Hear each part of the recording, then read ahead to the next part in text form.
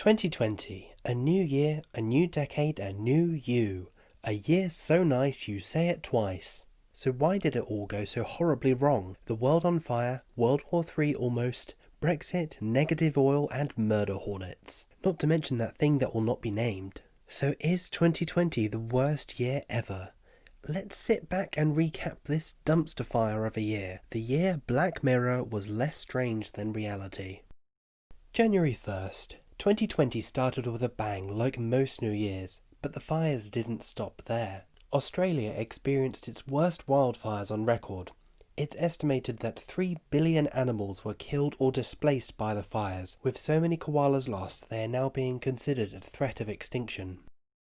January the 3rd. President Trump, for the first time in his presidency, was concerned that everyone was talking about him. Impeachment trials were on everyone's lips and he needed a distraction. A certain Iranian general, Qasem Soleimani, had his location identified by US intelligence. Perfect timing, thought Trump. Now, where did I put that red button? It was day 3 of the year. Half the world was on fire and the other half looked like it was about to fight World War III. How could 2020 possibly get worse? January 8th. Megxit. Prince Harry and Meghan Markle, understandably fed up with the British tabloids' bullying and toxic drivel, decided they would be far better off if they were a whole ocean away and promptly legged it to North America to raise their family and leave the royal life behind. January the 21st. Davos, the annual gathering of billionaires who all fly in their private jets from all around the world and agree that something must be done about this climate thing. They were all promptly told off by Greta Thunberg, so now they won't be naughty again. Pinky promise. Except they all immediately flew back home in the same private jets and carried on exactly as they were. January the 30th. Who finally whys hows and what, where? In Wuhan, China, brewing since the previous year, a new virus, which must not be named, emerges. Despite locking down 2 million residents, building a flat-pack hospital in 10 days, and sweeping the initial outbreak under the rug, the virus got out. January the 31st. After successfully tricking an entire nation with one bus, Human Scarecrow and Prime Minister Boris Johnson attempted a Big Ben Brexit bong to mark the UK formally leaving the European Union. In a sign of things to come, he promptly backtracks as Big Ben is undergoing maintenance and settles for a projection on the side of his house. February 5th. Trump attempted to bribe foreign governments to provide dirt on Hunter Biden, the son of presumptive Democratic candidate and aviator enthusiast Joe Biden. Despite there being transcripts and credible first-party witnesses, Congress had the genius revelation that there isn't any evidence if you never hear it. February 9th. A parasite infects the Oscars. No, not that thing which must not be named. The first foreign language film gets Best Picture at the Oscars. February 27th. The stock market has had its worst week since 2008. As pandemic fears begin to spread, stocks aren't the only things beginning to run low, as people everywhere begin to panic buy toilet paper. A few enterprising individuals brought up vast supplies of masks, toilet paper and hand sanitizer, hoping to gouge prices and make a quick buck. eBay and other websites quickly flushed away this opportunity, suspending their accounts, meaning they had nowhere left to flog them. February 29th. The same week, panic is spreading in the financial markets. Luxembourg becomes the first country to make all public transport free to use. Unfortunately, it's not the best year to be encouraging groups of people into confined spaces. This is more of a solo activity, as we'd all find out soon enough. March the 3rd. America needed change. One of the most diverse groups of candidates and ideas in American history were all vying to be leaders of the Democratic Party, to face off against Donald Trump in the November election. Somehow it still ended up being a contest between two old white men, Bernie standing on a platform of radical change, or Biden whose big policy was well, at least he's not orange. The same day, on the other side of the pond, Boris has a fantastic idea to visit a hospital and proceeds to shake everyone's hand. If 2020 were a movie, this would be the foreshadowing. March the 8th. Italy becomes the first country to ground everyone and tell them to go to their room. Within a day, the entire country is in lockdown, and suddenly the virus doesn't feel so much like an over-there problem you watch from afar on the news. It's closer to home in your neighbourhood. One by one, other countries start their own lockdowns. March the 9th, Russia and Saudi Arabia start an oil pumping contest to see who can pump out more oil and gobble up market share, while simultaneously demand drops as people stop driving altogether. Oil prices predictably begin to plunge. March the 24th, 2.6 billion people, a third of the world, are now in some kind of lockdown, and the USA overtakes China and Italy to become the epicenter for the pandemic. Now everyone needs something to watch, and an eccentric documentary series takes over the internet, exploring the strange life of Joe Exotic in Netflix's Tiger King. April the 1st, Chinese doctors play what is unfortunately not an April Fool's joke, reporting that the virus can transmit asymptomatically.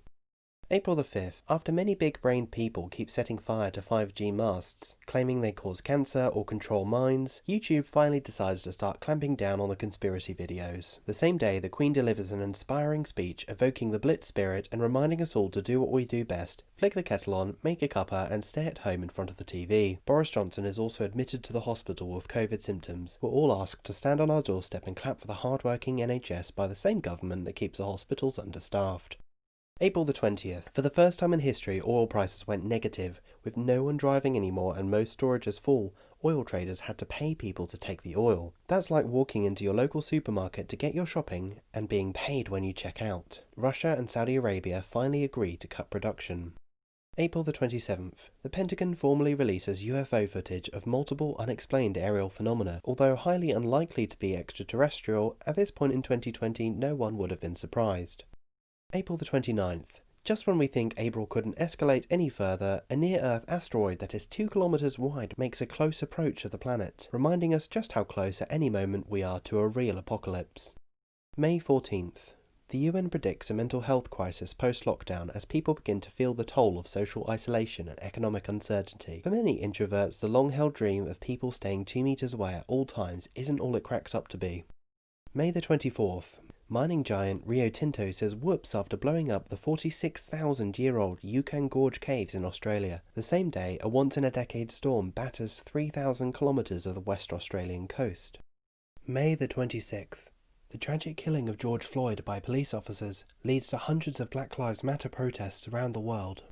May 27th. The Chinese government passes national security legislation curtailing activism and freedom of speech in Hong Kong. The same day as Trump continues to sit on his tiny hands, the US death toll for the pandemic surpasses 100,000 people. June the 1st. As the protests continue throughout the USA, one peaceful protest was cleared by riot police by Trump so that he could pose with a book that he's never read. Murder hornets are also increasingly being sighted throughout the US. Thanks to a warming climate, these hornets both massacre native bee populations, but they primarily get their name from the tens of human deaths they cause every year throughout Asia. June the 6th. Black Lives Matter protests peak throughout the world. Even here in Britain, the statue of Edward Colton, a historic slave trader, is torn down and dumped in the Bristol Channel. June the 20th. Trump attempted to brag about 1 million RSVPs to his rally in Tulsa, Oklahoma. In fact, thousands of K-pop fans on TikTok spammed the sign-up page in a coordinated trolling session. The rally itself ended up having hundreds of empty seats. July the 1st. Russian voters changed the constitution to allow Vladimir Putin to sit for another 2 6-year terms, paving the way for him to remain in office until 2036. July the 15th.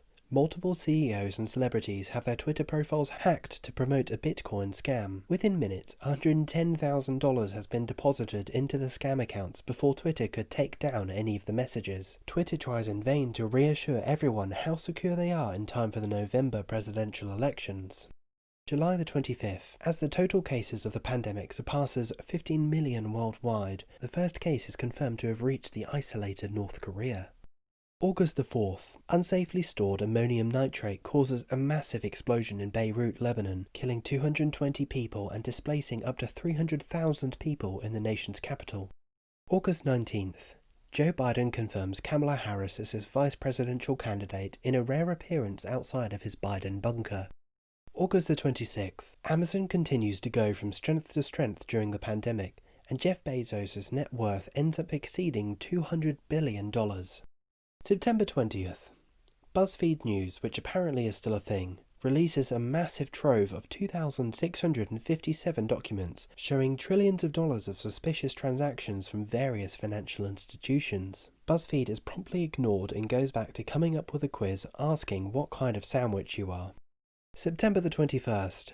Microsoft buys Bethesda Studios for $7.5 billion, the largest acquisition in video game industry history, before their reputation could fall out any further.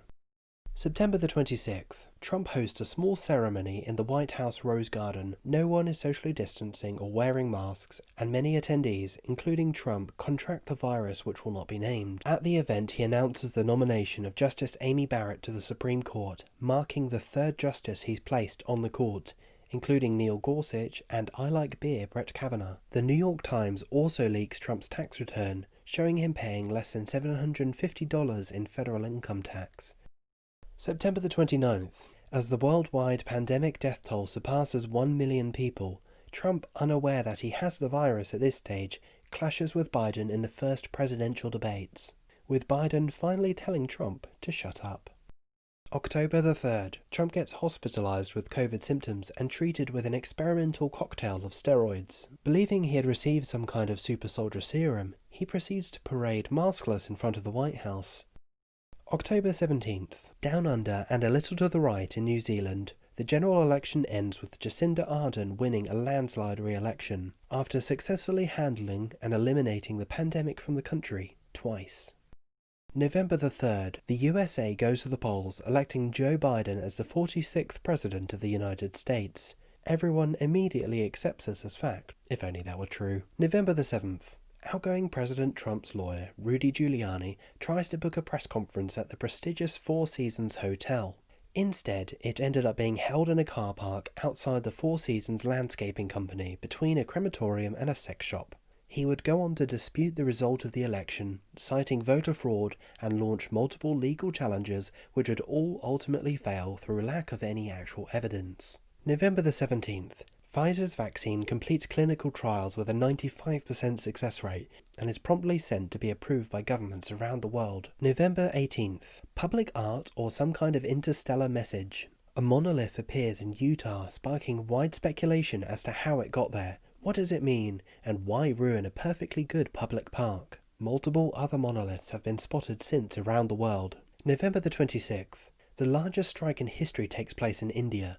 Around 250 million people from across the country strike in support of farmers who are protesting new laws that could risk many of their livelihoods. December the 5th, Russia begins mass vaccinations against COVID-19 with the homegrown Sputnik V vaccine. The United Kingdom follows 3 days later as the first country to authorize a clinically trialled vaccine.